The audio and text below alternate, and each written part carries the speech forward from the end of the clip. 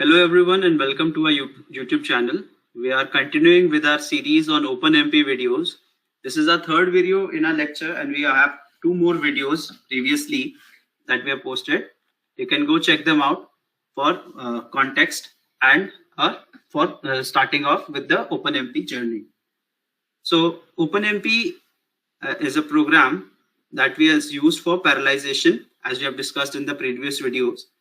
And if you are on the internet, you might find other programs as well, like MPI and CUDA, which are also used for parallelization. So what's the difference? OpenMP is more node restricted and it is used for CPU parallelization. On the other hand, MPI is used for connecting two separate nodes.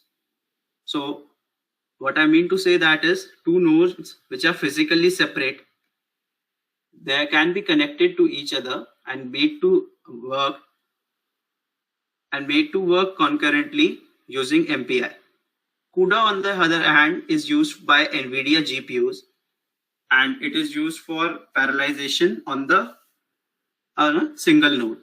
So it is also node restricted. And we will be covering CUDA in our future videos. So please stay for the future lectures as well. So in the previous videos, we discussed about static scheduling of the for construct. In this video, we will be looking at its counterpart, which is dynamic scheduling. Okay, so let's get to it. So as you can see, the entire program is almost the same. There's not much difference. The main difference is in this line, that's pragma on parallel for schedule dynamic 2 instead of static 2 this time. So what's the difference? If you remember from the previous video, static 2 divides equal amount of work to each thread, but dynamic 2 does not do that. So if the thread, let's say there are some threads that are faster than the other, so they will take up two more iterations, two more workload and work on them, while the other threads are executing their work. So let's see it in action. So currently I'm logged into a login node on an HPC Paramrudra. So in the previous video, like I showed, we need to load some modules. I have already loaded those modules, and in this computer I require Intel 1 API compilers, which is a group package of compilers. So I'll just get to it. I'll compile the program, which is openmp 3 in this case.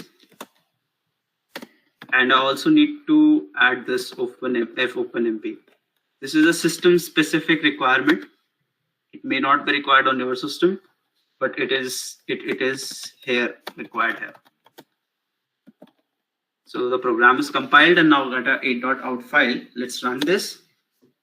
Okay, so as you can see, the first two iterations, that's 0 and 1, are executed by 1. 2 and 3 were executed by 45. So as you can let me give you a kind of a flashback to the first video.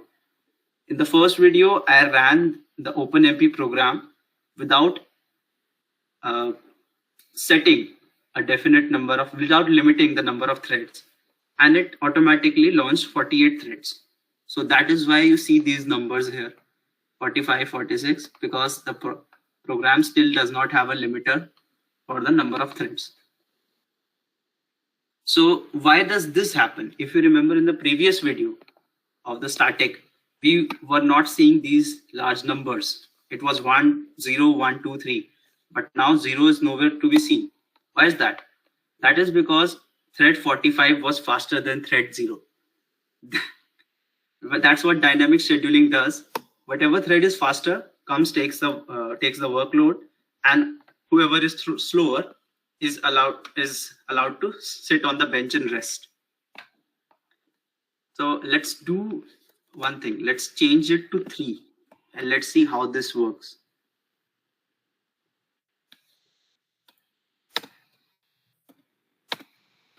Okay, So now you can see each thread has to take three workloads, three iterations. So 0, 1, and 2 are executed by thread 25. 25, 25, 25. Same 3, 4, then 5 are executed by 34, 34, 34, 34. It's not ordered, and that's because it's not synchronized. The threads are not synchronized.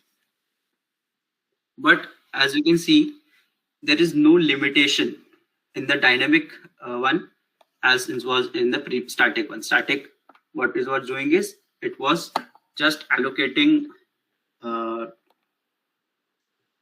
certain amount of iterations to each thread, but dynamic is very free.